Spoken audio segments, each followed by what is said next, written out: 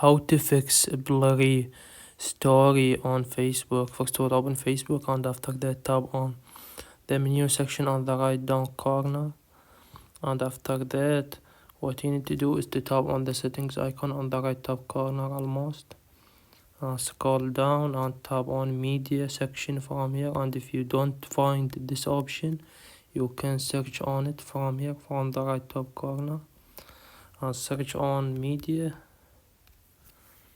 and tap on it from here, and from here you need to change it to optimized under video quality. Change it to optimized from here, and as well at the same time you need to make sure you have a strong network connection to fixed blurry stories, and pretty much that's it. This is how we do it. Please leave a like on the video, and if this video helped you out, subscribe to our channel. Thank you for watching.